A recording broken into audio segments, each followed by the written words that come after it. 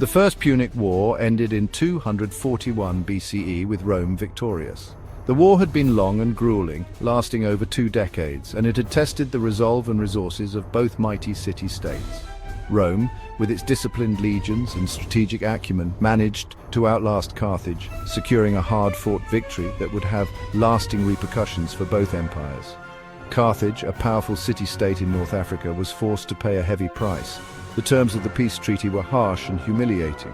Carthage had to cede significant territories, pay a massive indemnity, and agree to severe restrictions on its naval capabilities. The once proud city was left reeling from the defeat, its ambitions curtailed, and its people burdened with the weight of reparations. They lost control of the island of Sicily, a strategic prize in the Mediterranean Sea. Sicily had been a focal point of contention between the two powers, and its loss was a significant blow to Carthage's influence in the region. The island's fertile lands and crucial ports now fell under Roman control, further expanding Rome's reach and consolidating its dominance in the Western Mediterranean. The sting of defeat lingered in the hearts of the Carthaginians. The loss was not just territorial, but also deeply psychological. The Carthaginian people, known for their resilience and pride, found it difficult to accept their subjugation. The memory of their fallen soldiers and the sight of their diminished fleet served as constant reminders of their humiliation. They yearned for a chance to reclaim their lost glory and challenge Roman dominance. 23 years passed. During this period, Carthage focused on rebuilding its strength, both economically and militarily. The city-state's leaders and citizens alike harbored a burning desire for revenge, and they meticulously prepared for the day they could confront Rome once more. A new generation came of age in Carthage, raised on tales of their ancestors' exploits and the humiliation of defeat. These stories were not just bedtime tales, but lessons in resilience and determination. The youth of Carthage grew up with a deep-seated sense of duty to restore their city's honor and to avenge the wrongs inflicted upon their forebears. Among them was Hannibal Barca, son of the famed general Hannibal Barca. Hannibal was not just any child. He was groomed from a young age to be a leader and a warrior. His father, Hamilcar, had instilled in him a fierce hatred for Rome and a relentless drive to see Carthage rise again. Hannibal's upbringing was steeped in military strategy and the art of war. Hannibal swore an oath to avenge Carthage and restore its former might. This oath was not taken lightly. It was a solemn vow that would define his life's mission. Hannibal's commitment to this cause was unwavering, and he dedicated himself to mastering the skills and knowledge necessary to challenge Rome. In 218 BCE, Hannibal, now a brilliant military leader, ignited the Second Punic War by attacking the Roman-allied city of Saguntum in Spain. This bold move was a calculated risk, designed to provoke Rome and draw them into a conflict on Carthaginian terms. Hannibal's strategic genius was evident as he carefully planned his campaign, knowing that the element of surprise would be crucial. This act of aggression drew Rome into a conflict that would shake the very foundations of their republic. The Roman Senate, caught off guard by Hannibal's audacity, quickly mobilized their forces. The Roman citizens, who had grown accustomed to their city's dominance, were now faced with the terrifying prospect of a formidable enemy at their gates. The stage was set for a titanic clash between two of the ancient world's greatest powers, Rome and Carthage. The stakes were incredibly high, with both sides fully aware that the outcome of this war would determine the future of the Mediterranean world. The soldiers on both sides prepared for a conflict that would test their courage, skill, and endurance. Hannibal, however, had a daring plan. He knew that a direct confrontation with Rome's legions on their home turf would be perilous. Instead, he devised a strategy that would exploit Rome's weaknesses and leverage his own strengths. His plan was to take the fight to the Italian peninsula, a move that would catch the Romans off guard and force them to defend their homeland. Instead of waiting for the Romans to attack, he would take the war to their doorstep, the Italian peninsula. This audacious strategy involved a perilous journey across the Alps, a feat that many believed to be impossible. Hannibal's determination and leadership would be put to the ultimate test as he led his army through treacherous terrain and harsh conditions. This audacious strategy would catch the Romans off guard and strike fear into the hearts of their citizens. The mere thought of a Carthaginian army marching through the Italian countryside sent shockwaves through Rome.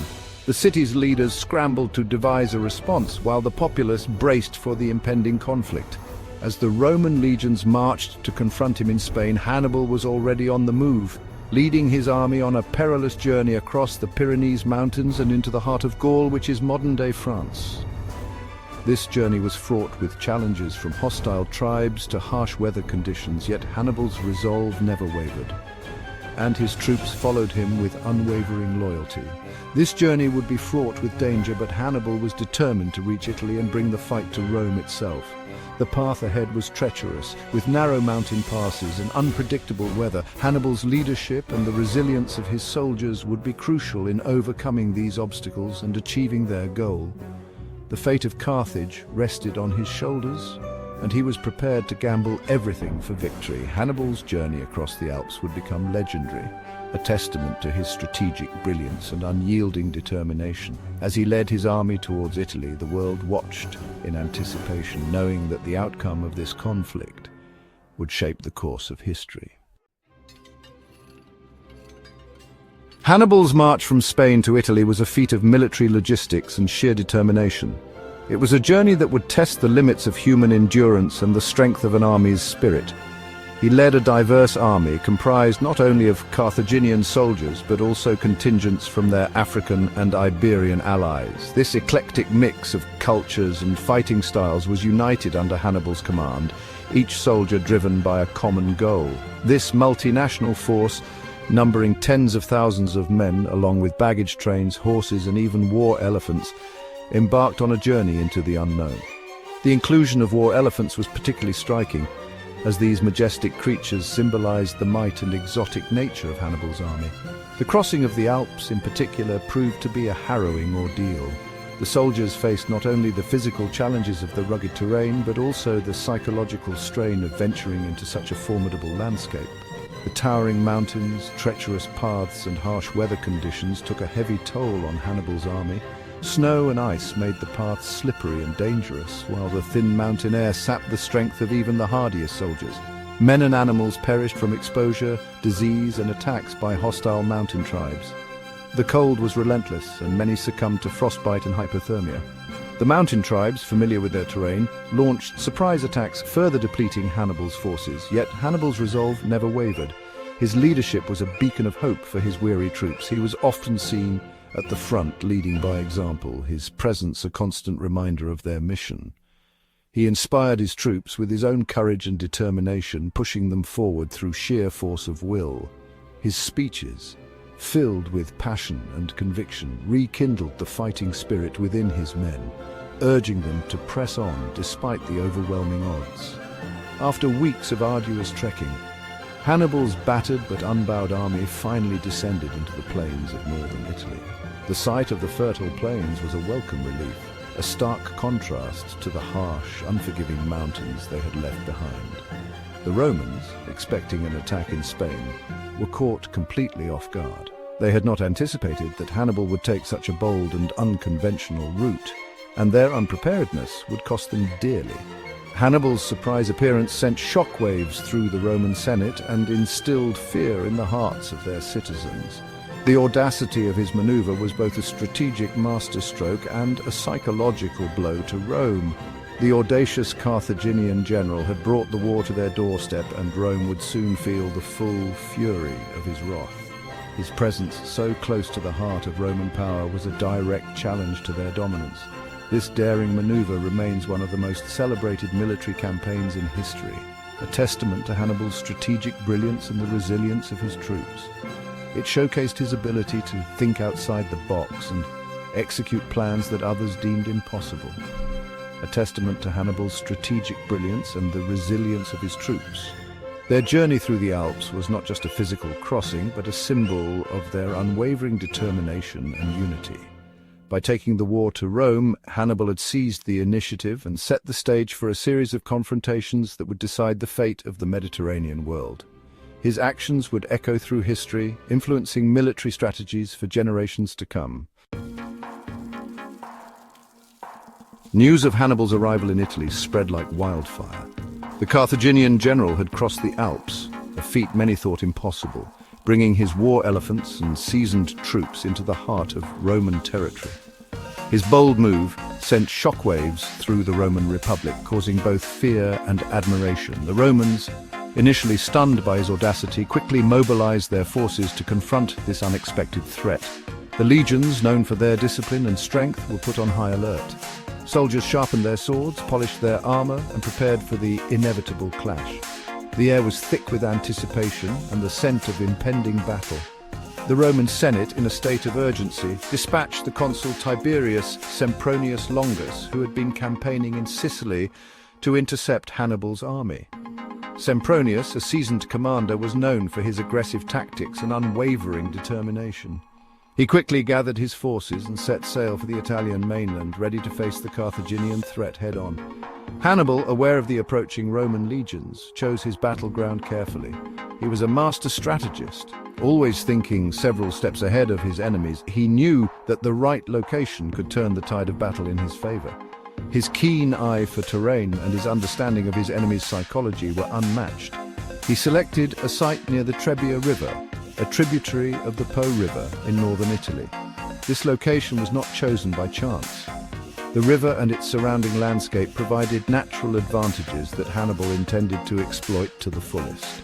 The cold winter weather added another layer of challenge for the Romans, who were not as accustomed to such harsh conditions. The terrain, a flat plain flanking the river, favored Hannibal's cavalry, which outnumbered and outmatched the Roman horsemen. His cavalry was not only more numerous but also more experienced and versatile. The open plains allowed for swift and decisive maneuvers, which Hannibal's troops were well trained to execute. This gave him a significant tactical advantage. He deliberately provoked the Romans, hoping to lure them into a hasty attack. His provocations were calculated, designed to inflame the pride and impatience of the Roman commanders. Hannibal understood that an impulsive enemy was a vulnerable one. By goading the Romans, he aimed to draw them into a trap where his forces could strike with devastating effect. Sempronius, eager to crush Hannibal and regain the initiative, took the bait. His desire for a swift and decisive victory clouded his judgment. He ordered his troops to advance, confident in their ability to overpower the Carthaginians. The Roman legions marched with determination, unaware of the cunning trap that awaited them. He underestimated the Carthaginian commander, believing him to be weakened after the arduous journey across the Alps. The Romans thought that Hannibal's forces would be exhausted and demoralized, but they were gravely mistaken. Hannibal's troops, though weary, were battle-hardened and fiercely loyal to their leader. They were ready to fight with the ferocity of cornered lions. Hannibal's plan was unfolding perfectly. Every move he made was part of a larger strategy, meticulously crafted to ensure victory. His troops were positioned with precision, ready to execute his orders with lethal efficiency. The Carthaginian commander watched as the Romans fell into his carefully laid trap, a testament to his unparalleled military acumen. He had chosen the battleground, the time, and, most importantly, he had manipulated his opponent into a position of disadvantage. The Romans, confident in their strength, were now at the mercy of Hannibal's superior tactics. The stage was set for a confrontation that would test the mettle of both armies and reveal the true genius of Hannibal's strategic mind. The stage was set for a clash of arms that would demonstrate the true extent of Hannibal's military genius. The ensuing battle would not only shape the course of the Second Punic War, but also leave an indelible mark on the annals of military history. Hannibal's name would be remembered for centuries as one of the greatest tacticians to ever lead an army into